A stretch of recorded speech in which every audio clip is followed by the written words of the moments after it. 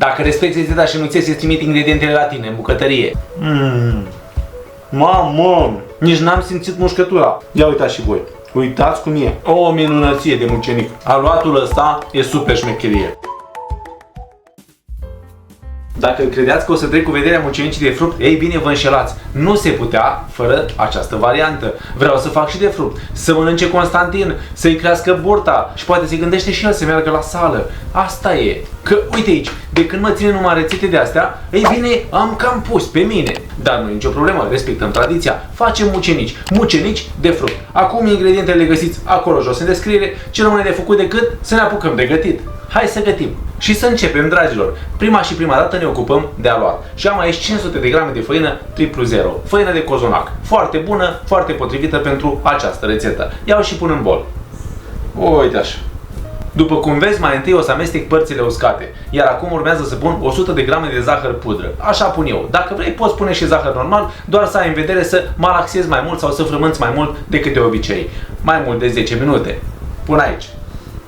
După care am să pun 2 pliculețe de zahăr vanilat sau vanilinat, adică zahăr fals, sau dacă ai, poți pune extract de vanilie sau o fiolă din aceea de esență de vanilie. Pun aici. După care 10 grame de drojdie uscată. Dacă vrei să faci cu drojdie proaspătă, ei bine, pune undeva la 50 de grame de drojdie proaspătă la jumătate de kilogram de făină. Acum iau și amestec să se omogenizeze totul. După care am să pun jumătate de linguriță de sare, undeva la 2 grame de sare, aici. Am să pun răzătură de lămâie, adică coajă rasă de la o lămâie bio, pun aici. Și răzătură de la o portocală, tot bio, evident, coajă rasă, pun aici. Iar când vine vorba de grăsimi, ei bine, am așa. Am 100 de grame de unt topit pe care îl pun aici. Am să mai pun 150 de grame de chefir, dar poți pune fără nicio problemă iaurt sau lapte bătut. Iaurtul, laptele bătut și chefirul ajută aluatul să crească, să-l frăgezească, iar ce va ieși va fi cu totul deosebit. Va rezulta un mucenic pufos exact cum trebuie să fie. Pun și chefirul. Și nu în ultimul rând, am să pun și 3 ouă. 3 ouă să ajută aluatul să crească, să iasă deosebit de bun. Un ou am să-l folosesc la final când va trebui să finisez mucenicii, adică îi voi unge cu ou cu puțină sare. Îl pun în planetar pentru frământare și am să-l las așa vreo 10, chiar 15 minute. Ați văzut că nu am pus apă deloc la acest aluat, dar dacă va fi nevoie, voi pune puțin câte puțin, ori apă, ori lapte călduț. Hai să începem! Și când se întâmplă să se adune în genul acesta și pereții vasului sunt curați, înseamnă că aluatul nostru este gata. Așa că putem opri. Ia uite tu aici ce elastic este și ce frumos arată. După cum vezi, l-am făcut ceva mai mulcuț. Am să-l scot. Pun puțină făină pe blat. Uite așa. Și îl scot din bol. Să-i mai dau așa o frământare și manuală. Asta e. Ia uite ce bine arată. Și am să-i mai dau așa 2-3 minute ca să fiu sigur că am făcut treaba până la capăt. Asta e, dragilor. Ia uitați voi aici ce bine arată. Am format o biluță frumoasă, deosebită. Are undeva la vreun kil și vreo 200 de grame. Îl întorc înapoi de unde a plecat, adică în bol. Dau cu o picătură de ulei, nu mai mult. Atât. Îl ung bine. Acopăr și am să-l las la dospit undeva la 30-40 de minute sau până când își dublează volumul. Gata, aluatul a crescut, a stat exact 50 de minute la loc călduț. Și uitați și voi cum arată. Asta e. Și a dublat volumul, acum am să-l scot frumos de aici. Și am să-l împart în bucăți de 100, chiar 150 de grame. Vreau să fac niște mucenici mai serioși, mai aspectuoși, mai ca pentru pofticioși. Dau și eu cu puțină făină, așa, să nu se prindă. Ia să văd cât are tot. Are 1 kg și 100 și am să scot din el undeva la 8 bucăți. Deci vreo 100 și vreo 40 de grame, dacă matematica mea nu mă înșeală. Iau și îl tai. 8 bucăți, acum iau și formez biluțe, le strâng așa în palmă, le apăs puțin la bază și obțin aceste bulcuțe, aceste biluțe de aluat. Acum, pofticioșilor, haideți să vă arăt cea mai simplă metodă de a forma mucenici. Pun și eu puțină făină peste, puțină făină pe dedesubt, apăs puțin pe el, după cum puteți vedea, pe ceilalți am acoperit ca să nu se usuce la suprafață. Și iau frumos cu făcălețul, îl întind doar pe o singură direcție, Apoi iau frumos și rulez așa. Iar de aici am să întind șnur sau fitil, cum se mai zice, să pot forma mucenicul. Motivul pentru care l-am întins pe o direcție este să obțin acele staturi care vor duce la renumitele pale. Adică acest mic mucenic se va rupe și el în pale, precum cozonacul. Și apropo, am și cozonac de post în cazul în care vrei, am și mucenici de post dacă dorești. Ți-l las la finalul acestui video în recomandări. Poate te interesează și tragi un ochi și pe acolo să vezi cum le fac. Iau și îl tai pe din două să am loc pe masă. Ia ca așa, îi dau în continuare cu întinsul. Gata cu șnurulețele, le pun frumos aici și iau și le învârt. Uite așa. Un capăt e gata, întorc și celălalt capăt e gata. Acum formez o coroniță, adică unesc cele două capete. Iau și presez puțin și exact la îmbinare voi forma optul. Uite așa.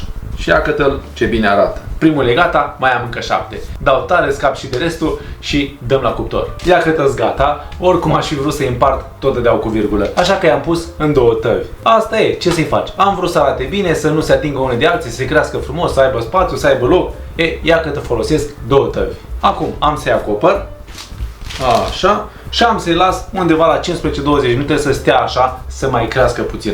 După care stai și să vezi ce urmează. Au trecut cele 15 minute, s-au relaxat, zic eu, suficient. Au timp să mai stea și la cuptor, să crească cum vor ele. Acum eu nu mai am răbdare, că mi-i poftă de mucenici. Hai să-i dau cu ouă pe deasupra ca să-i putem mânca de grabă. Și am aici un gălbenuș de ou amestecat cu o lingură de lapte și puțină sare. Sare e mai mult pentru a fixa culoarea gălbenușului. Iau și amestec bine să se omogenizeze, după care am să ung fiecare mucenic sfințișor în parte.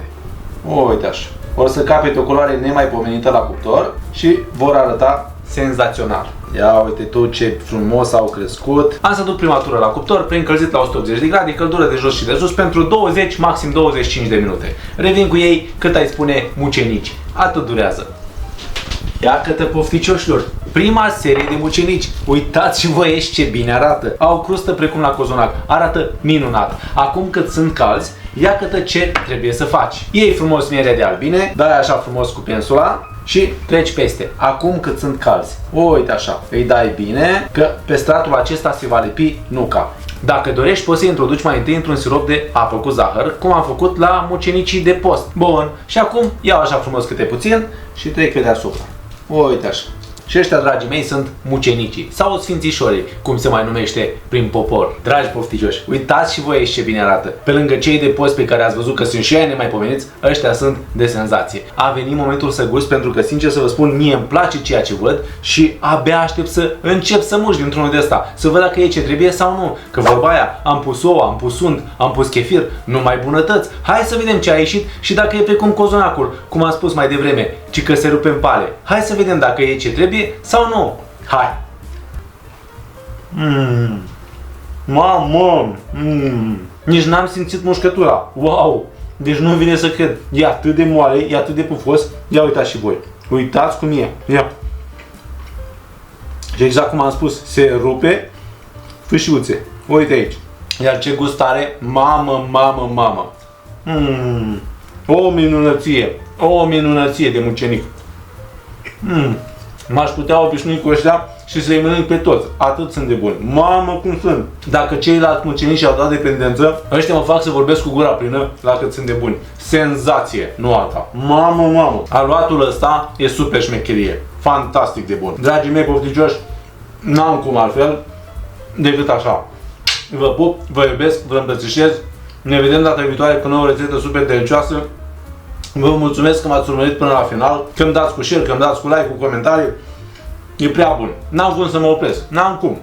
Așa că ne vedem data viitoare cu o nouă rețetă. Pa, pa, vă iubesc și spor la mucenici. Wow, mamă că bine arată. Hai copii!